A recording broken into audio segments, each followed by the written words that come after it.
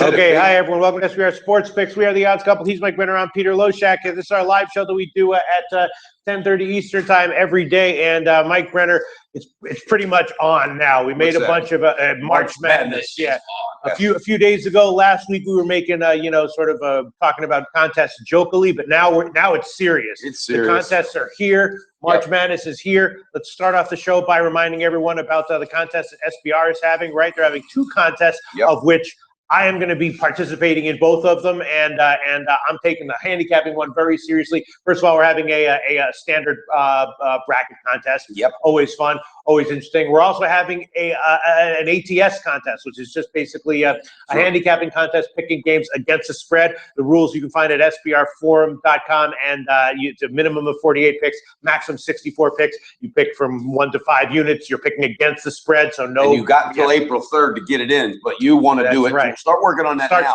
because the top 10 finishers are going to be rewarded. Hey guys, also the other contest is for the SBR pros.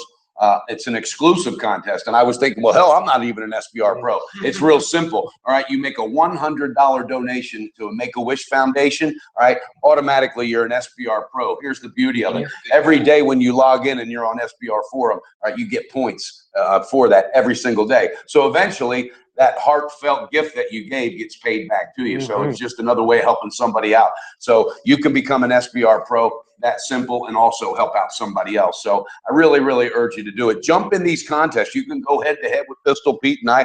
Is your bracket ready to go? I don't want any excuses today. No. My bracket, I do my brackets Wednesday night, always. Wednesday. But yes. No, this is But this is probably like to the minute every year. Right, but the handicapping contest includes the NIT and the CIT and the CBI and all that. So that starts tonight. Well, I'm going to be tweeting my picks. Will you tweet yours? Sure. Okay. No, I'm serious because we got to do this, guys. This is all about this contest. Jump in. There's not a lot of space left. Jump in there and sign up and get going. Right. Okay, so it is Tuesday. It is Tuesday the 14th. Of course, the playing games are tonight. NIT kicks off tonight, and NIT. I've got. And first of all, listen for the NIT. There's one very interesting game. I don't know if you caught this, Mike Brent, although I'm sure you did, because this is exactly the kind of thing that you like to discuss and use in your handicapping. And that's Syracuse playing NC Greensboro in kind of a dig because supposedly Boeheim made a dig at the city of Greensboro and all that, and now they match them up against NC Greensboro. Now, Syracuse, of course, has a great record ATS at home, really great ATS at home, but NC Greensboro was also a good team in the Southern Conference. They were, neck and neck with Eastern Tennessee State. I'm thinking NC Greensboro at 13 might be a play. What do you think? It's a lot of points, and that comment, I'm telling you, Boeheim is Boeheim when he does that. That was a direct dig. And I saw it two different times, and I've just never been a big fan of his. I've been to the Dome. I've saw games. I respect what he's done. He's turned out some great players. Let's get real. A lot of good talents come out of there. But here's the bottom line. That team does struggle away from home, and you're on your last year as a coach. These guys aren't playing for you anymore. They don't care about Jim Boeheim. I'm not kidding you. He's not a players type of coach. You don't see anybody rounding up and hugging them after they do win. Right. But with that being said, this guy's planning an exit strategy away from Syracuse already. So these guys aren't going to they're going on the road. They're going. No. That's at Syracuse. It's I thought you said it was at Greensboro. No, it's against Greensboro, but they're matched up against. But at home, though. Yeah, that's the problem. That's why they're getting. You know what though? I still like the points. No, I like the points. Yeah. No, the breakdown was heading the right way. I mean, that's why they're getting so many points. The issue just is NC Greensboro going to be able to go into the Dome and shoot over? Now let's take it to another level. Matty Ice is, he's from up north there.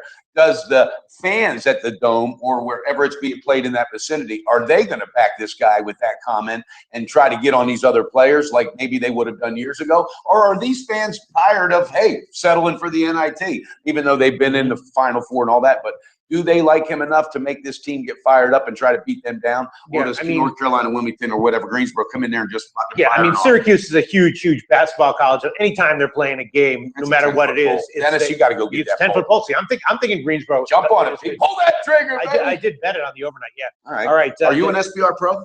Yeah. No, I'm not kidding you. Are you? Yeah, of course. Did you make the donation? He was the first. Yeah, I'm talking to a grandfather. Hey, can you help me? Can you get me grandfather? I can. Let's go. Yeah, definitely. All right. And then we got I don't know, in games tonight that's interesting. One that's interesting. Pete, I got to tell you about one more real quick because it's another type of game I like. It's that Valparaiso, Illinois game. Yeah. I'm going to save the breakdown for our college basketball show. Matter of fact, I'm going to let you guys hang in there and wait for it. But I have something there. I don't want to talk any more about it. Sure. It's really going to be. All right. Well, we can just mention the key factors. One is that late in the year, Valparaiso lost. Stealing my thunder. No, I mean they lost Alec Peters. Yeah. They lost. You know what they lost, Pete? They lost 22 points a game. They lost 10 rebounds a game. They lost 3 assists a game. And now you got a team going on the road against Illinois that just fired their coach on Sunday. I mean, they told them hit the road, right? So this team loves it. They're going to have that freedom. They're at home. The tournament's fucking at home. I'm just putting it out there right now. That by God, do it. First half in a full game. I'm all over. No, I want. You're not sorry. You didn't have to give the pick, but I'm not great on surprises. I was just going to mention the key factors in that game. I know. Once you got me going, I couldn't stop. That's a key factor, guys. Get it in right now. That thing is doing nothing but going up. All right. Okay. What are we doing? Why are we here? There we go. Then we have. Let's see. Then we have. What else is there? Oh yeah. Then we have. I love this guy.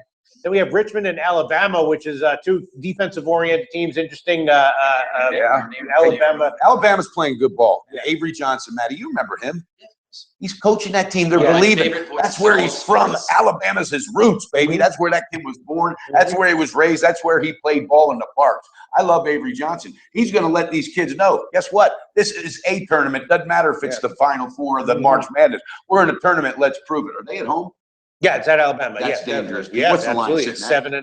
Oh my God! All right, Pete, we're going to save that one for the show. All right, okay. I'm going to talk to you about it. And then we also got 2 playing games: Mount St. Mary's in New Orleans, and then Kansas State and Wake Forest. I can tell you the Kansas State Wake Forest game. Yeah, that's a battle. That's a battle right there. But here's the thing: my prediction: whoever wins that one, they might beat the next game, right? And guess who that is? I forgot which one is it. Who are they playing? Who are they up against? I was hoping your mind. You're a massive mind. I just. Damn it! It's somebody good. But oh no! It's is it Providence or USC or who is it? No. Where's your? Do you have your bracket with you, Matty Ice? It's who is it? Who is it? I got it. I got my bracket. Pete, talk to me. It's in here somewhere. Let me see. It's where is it? Where is it? It's where the hell is it? It's either top right over there. Let's see. Where is it? It's Cincinnati. Boom. Cincinnati's going down from the winner of this contest. That's my prediction, Dennis. That's why we're here. That's where are we? That might be a nice prediction right there. I could easily see that. I mean, we sort of identified Cincinnati as a team that was vulnerable. I like it. Yeah, they're playing real good. They're having one of the better years they've had in 10 years. The totals are inflated in the NIT due to rule changes. I think you said we talked about this. Drew Martin crew to I mean, they're definitely factored in. I mean, the odds makers know it. Questions are they factored in enough or not? Depends on the style of play. Depends on the teams involved, and obviously free throw shooting is big. So for a team that is good at free throw shooting, it'll be. You didn't answer the question directly, but I'm going to answer it for you. Yesterday when I stuck my head in and said, hey, Drew Martin was talking about the totals going over, the overs. People are pounding the overs in the NIT. He took his hat off, scratched his head, and he said, yeah, that's because I was talking about the rule changes. Pistol Pete. That was exactly what you said. Yeah. I love you, man. You're the best. Yeah, this guy knows. I mean, the rule changes. Yeah. So that was expected. But of course, it'll affect different teams differently for sure. Let's see if there are any quick questions. Ole Miss versus Monmouth. Well, there's a Monmouth team that had some power early on, Pete, but then they kind of went in the slide, and then they kind of bounced back. That's the kind of game you like to pull out. Well, I did take a shot with the over, even though it's a high total at 162. Not a huge shot, but just a small shot with the over 162, and I'll probably hit the first half over as well. As far as used to be a nibble and a bite, now it's a small shot. As far as the side, I have no real opinion. Ole Miss is not a team I want to be betting against. But well, I think Dennis, and I don't think Dennis was here for the dance last year. Yeah, you were. The big dance, March Madness. I'm not talking about your prom, son. I'm not talking about your prom. I'm talking about the big dance. Okay. Exactly. Maddie, you remember this. I'm going to know if you're going to be the one to ask Peter, is it going to be me? You remember last year when I asked you how many picks you had in the tournament that one day? And literally, how many bets you had? He had over 30. It was a huge number. You remember that? How many you got this year in the NIT? I don't know. Here's an interesting comment from a guy who says, I live in North Carolina. Greensboro sucks, which is interesting. And as we often talk Wait a minute. Is that coming from someone that works here that I know that's from North Carolina? No, that's coming from a commenter called Dylon. And he says they suck. You know what? I'm going with him. I'm going with him. If he's fading his own team, he knows something. He's getting that inside paper. He's the one telling you that the school trainer, the guy sweeping the floor, like, that Steve sucks, man. That kid can't even hit a fucking foul shot.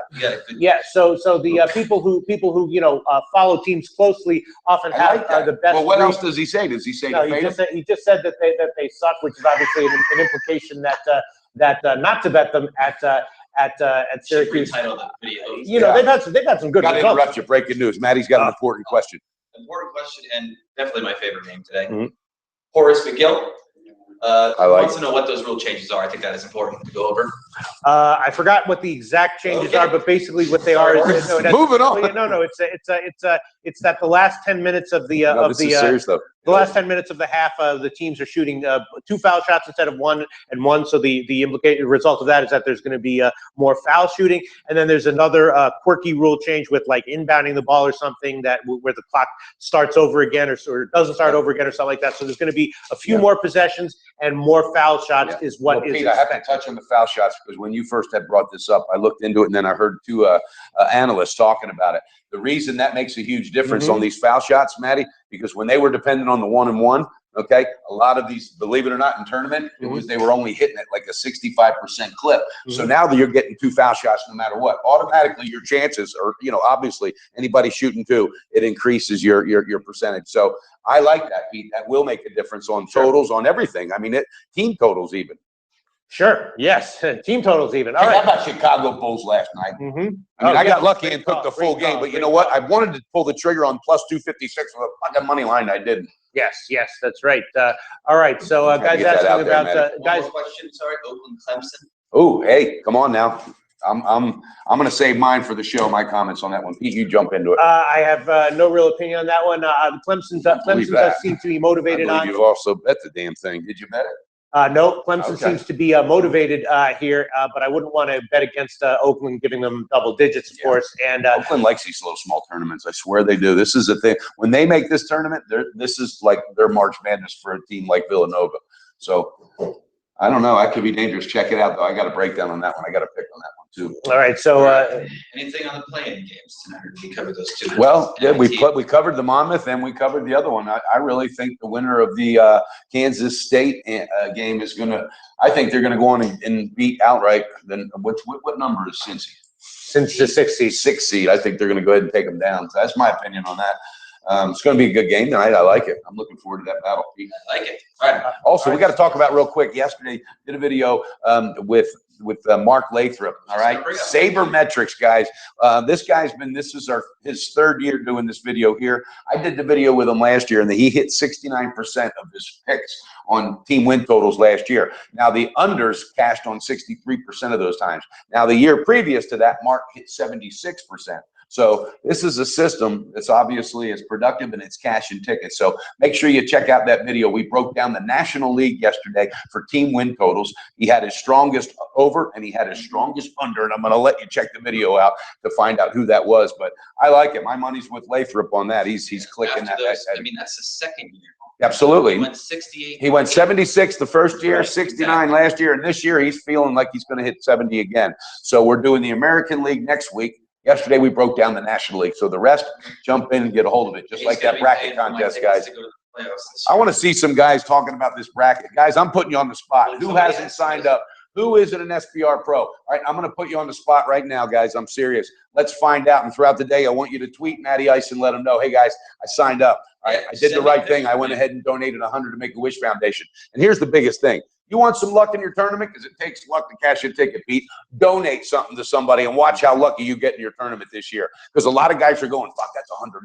That's $100. I can't do that right now. It's tournament. I'll do it after the tournament. No pledges. This isn't pledges, guys. Sign up, get involved, jump in the bracket. You're going to be amazed. The money comes right back to you. So I'm putting you on the spot. And if you do it, you sign up, please let Matty Ice know. I think that's a cool way to get this going. And then they were asking if you guys are going to be posting your brackets. Absolutely. Yeah, absolutely. We're going to be posting them. Pistol Pete can't wait. He's got his set up like it looks like a map in a general's office for a freaking war. I was thinking it looks like he's tracking a serial killer, but yeah. Well, Pistol Pete, any closing comments, Pistol? Because you're diving No. I'm just reading comments from the. Hey, who sang that song back in the 80s at 8675309? Jenny. Seriously, who sang that? 86753. Not Rick Springfield. He was on frickin' TV on One Day of Our Lives or some shit. He also sang. God, what was that? 867. Tommy Two-Tone. Thank you. I'll take Tommy Two-Tone for 500, Bob.